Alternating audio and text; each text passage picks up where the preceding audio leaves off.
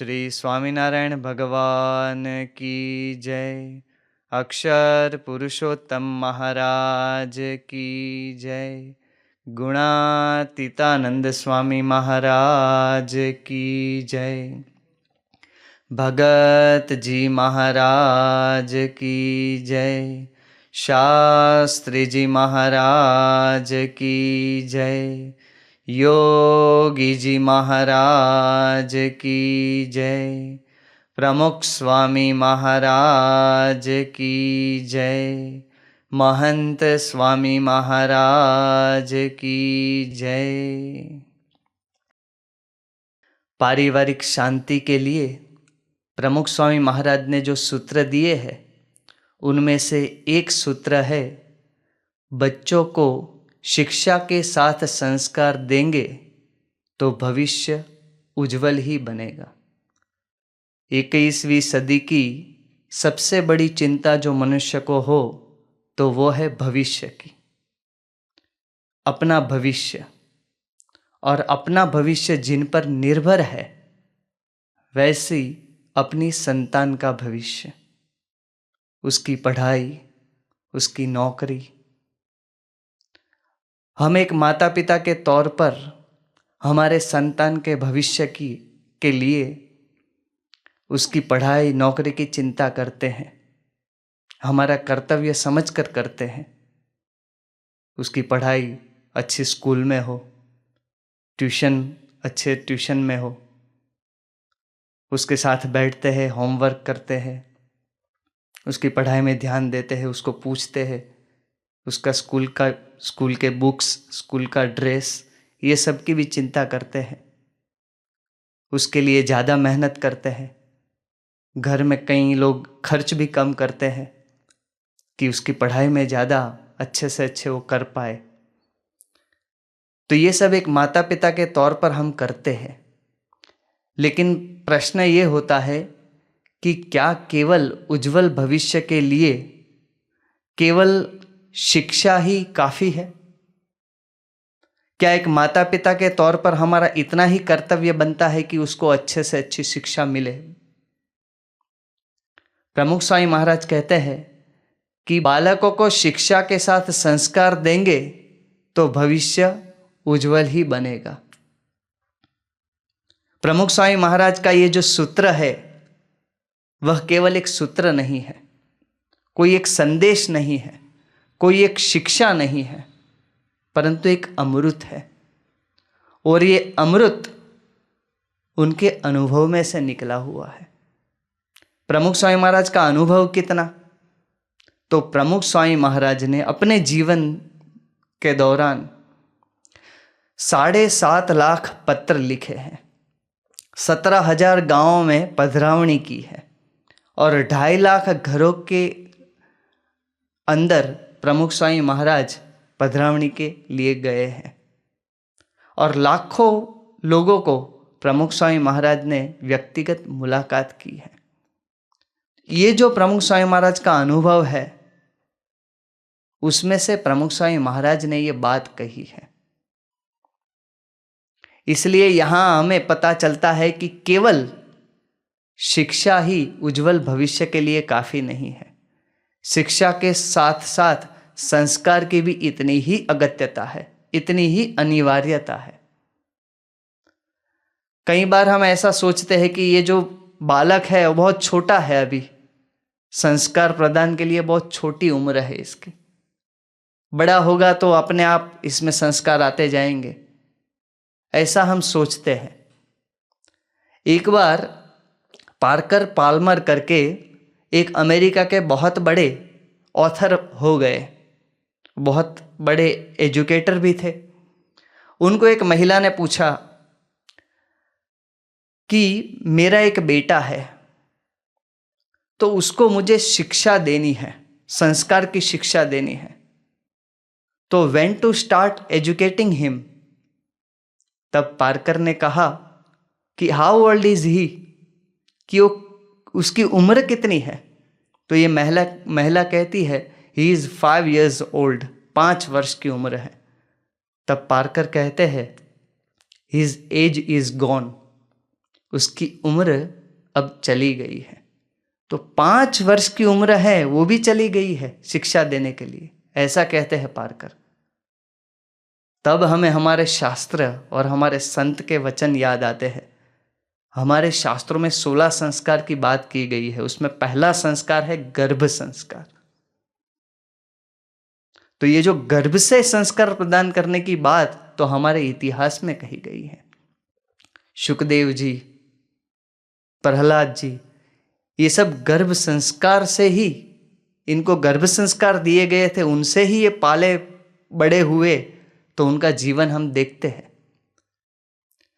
तो गर्भ संस्कार इतना महत्व रखता है। कोई भी बालक हो, उसको बचपन से ही, उसके गर्भ से ही संस्कार देने चाहिए। हम सोचते हैं कि बड़ा हो जाएगा बाद में संस्कार देंगे, अभी ज़रूरत नहीं है। जैसे हम शर्ट में पहला बटन अगर गलत बंद करते हैं तो शायद पता ना चले, तो एक के बाद एक सारे बटन बंद करते जाते हैं, लेकिन अंत में पता चलता है कि भाई कहीं गड़बड़ है। तो तब जांच करते हैं तो पता चलता है कि पहला बटन ही गलत दे दिया है। तो पता चलता है कि भाई बालपन में ही संस्कार नहीं दिए हैं, उसका ये नतीजा है। बटन तो वापस खोलकर ठीक कर सकते हैं, लेकिन जो बालक की उम्र बीत गई संस्कार प्राप्त करने की, वो पीछे जा सकती नहीं है। इसलिए कहा जाता है कि get involve in their lives before someone else does. हमें हमारे बालकों को समय देना होगा, हमको हमारे बालकों के जीवन में उतरना होगा। कोई और उतर जाए उनके जीवन में उससे पहले। इसलिए प्रमुख स्वामी महाराज ने एक बार कहा था सभा में आशीर्वाद देते हुए कि आज का समय ऐसा है कि हमारे पास इतनी प्रवृत्ति है, काम है, बिजनेस है, धंधा है, कि हम हमारे बालक को समय नहीं दे पाते हैं। तो हमें हमारे बालक को समय देना चाहिए। अगर हम हमारे बालक को समय नहीं देंगे, उनको प्रेम नहीं देंगे, तो वो टीवी देखेगा, मोबाइल देखेगा, ये सब में, ये टीवी मोबाइल सब उसके जीवन में इन्वॉल्व हो जाएंगे अगर हम इन्वॉल्व नहीं होंगे तो। दूसरी बात ये है कि ऐसा नहीं है कि हम उनके जीवन में हम समय नहीं देते हैं, इन्वॉल्व नहीं होते हैं। हम इन्वॉल्व होते हैं उनके जीवन के अंदर, समय भी देते हैं, उनको बातें करते हैं। लेकिन केवल बातें करने से उसको संस्कार प्राप्त नहीं हो जाते। बातों के साथ साथ, बातों के मुताबिक हमारा जीवन भी होना जरूरी है। अगर हमारा जीवन जो बातों के अनुसार नहीं होता तो बातों का कोई असर नहीं होता है।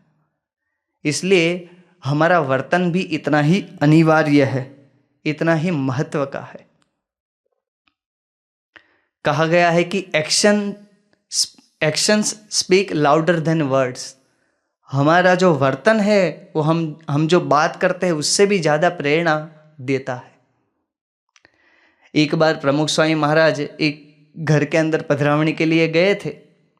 वहाँ एक लड़का बैठा हुआ था, उसके पिताजी घर पर नहीं थे, बहुत सामान्य परिस्थिति थी घर की। तो प्रमुख स्वामी महाराज ने बातचीत में जाना कि उसको दारू की आदत है, दारू पीने की।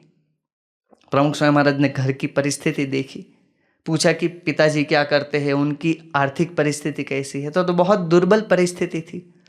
तो प्रमुख स्वामी महाराज ने उनको कहा कि देखो घर की परिस्थिति ऐसी है, पिताजी की परिस्थिति ऐसी है, तो आपको ये दारू नहीं पीना चाहिए, पिताजी के सामने तो देखना चाहिए। तो लड़का कहता है कि मैं और मेरे पिताजी दोनों साथ में बैठकर ही पीते हैं। तो देखो उसके पिताजी उसको कहे कि तू दारू ना पी, तो दारू छोड़ने वाला है? नहीं छोड़ने वाला है। कोई और कहेगा तो भी नहीं छोड़ने वाला है, क्योंकि actions speak louder than words. एक छोटा सा बालक, बहुत छोटा बालक बोलना सीखा था, उसको 45 गालियां आती थी। छोटे बालक को 45 गालियां गिनकर उसको पूछा गया तो गालियां सीखा कहाँ से, स्कूल में? तो बोला नहीं, मित्रों से नहीं, टीवी से नहीं, मोबाइल से नहीं। तो बोला कहाँ से सीखा? तो बोला कि मेरी माँ से। तो उसकी माँ उसको गाली सिखाती नहीं थी, लेकिन उसकी माँ घर के अंदर ये वातावरण, घर या घर के बाहर ये गालियां उसकी माँ के मुंह से निकलती होगी, तो ये बच्चे ने सीख ली। ऐसा हमारा वर्तन होगा तो बालक भी ऐसा ही बनेगा। गांधी जी कहते थे कि हमारे बालक में रहे हुए कुसंस्कार वो हमारा ही प्रतिबिंब है। मतलब जैसे हम हैं वैसा ही बालक बनेगा। विनोबा भावे 1895 से उनका जन्म हुआ और 1982 में उनका स्वर्गवास हुआ। उन्होंने अपने जीवन काल के दौरान एक राष्ट्रीय अध्यापक की उपाधि प्राप्त की। राष्ट्रीय अध्यापक कहे जाते हैं और बहुत बड़े समाज सुधारक भी हो गए, समाज सेवक भी हो गए। उनको 1983 के अंदर भारत सरकार ने भारत रत्न से सम्मानित किया था। वो अपने जीवन के बारे में कहते थे कि मैंने बहुत ही बड़े बड़े संत पुरुषों का मार्गदर्शन लिया है, अनुभव से भरे हुए ग्रंथों का पठन किया है, लेकिन उन सबको मैं तराजू के एक पलड़े में रखूं और दूसरे पलड़े में मेरी माता से मुझे जो साक्षात भक्ति का शिक्षण मिला है उसको दूसरे पलड़े में रखूं तो दूसरा पलड़ा भारी हो जाएगा। मेरे मन के अंदर मेरी माता के ऐसे अनुपम संस्कार रहे हैं। आगे वो बात करते हैं कि मेरी माता भगवान की परम भक्त थी। वो भोजन करने से पहले भगवान के सामने जाकर बैठ जाती थी, भगवान को भोग लगाती थी, उनकी आरती करती थी, उनको फूल चढ़ाती थी, उनकी पूजा करती थी और 2 हाथ जोड़कर रोज भगवान को प्रार्थना करती थी कि हे अनंत कोटि ब्रह्मांड के आधार, मेरे अपराधों को क्षमा करना, मुझे माफ करना। ऐसा रोज कहती थी और उसकी आंख से आंसू निकलने लगते थे। मैं ये रोज देखता था। मेरे जीवन के अंदर मेरी माता के अनेक संस्कार संस्मरण रहे हैं, लेकिन उन संस्मरणों के अंदर जो सर्वश्रेष्ठ संस्मरण रहा हो तो वो ये है। तो देखो यहां हमें देखने मिलता है कि actions speak louder than words. उसकी माँ ने उसको कहा होगा कि नहीं कहा होगा कि ये भक्ति कर, पूजा कर, माला कर, लेकिन उसने देखा कि मेरी माता रोज ये करती है तो ये उसके मन के ऊपर हमेशा के लिए अंकित हो गया। वो कहते थे कि मेरी माता के मुख से कभी भी कटुता भरे शब्द नहीं निकले हैं। इसलिए कहा जाता है कि actions speak louder than words. तो हमें उनके जीवन के अंदर ये देखने को मिलता है।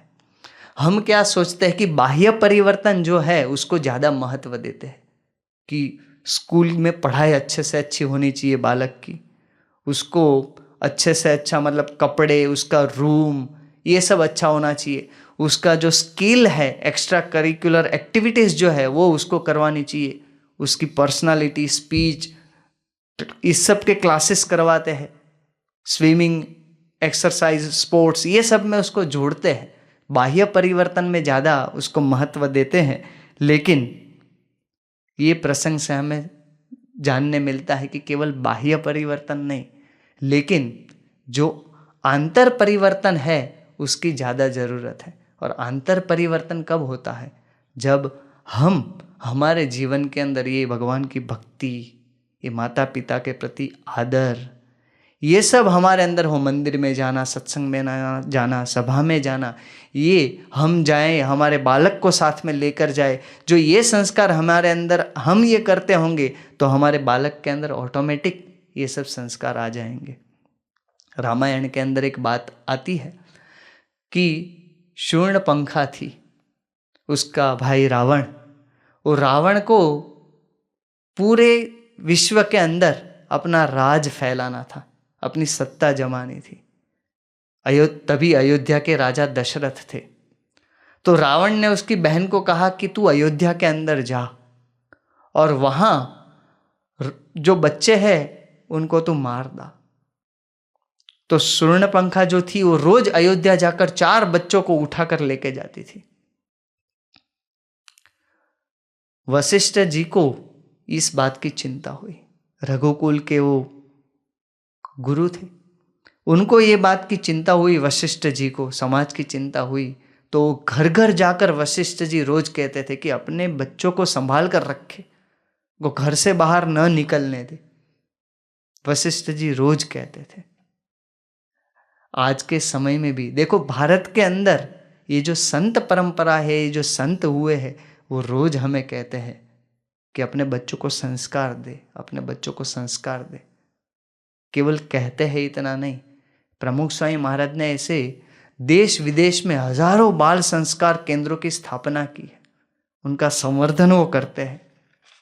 वो प्रमुख स्वामी महाराज ये चिंता करते हैं, जो संत न होत संसार में तो जली जात ब्रह्मांड। ये जो हम कहते हैं, तो ऐसे संत आज के युग में भी हमारे भारत वर्ष के अंदर हमें देखने को मिलते हैं। प्रमुख स्वामी महाराज जैसे संत थे जो गांव गांव शहर शहर जाकर, लोगों के घर घर जाकर उनको ये संस्कार की, अपने बालकों को संस्कार देने की बात करते थे। आज महंत स्वामी महाराज भी हमें ये बात करते हैं।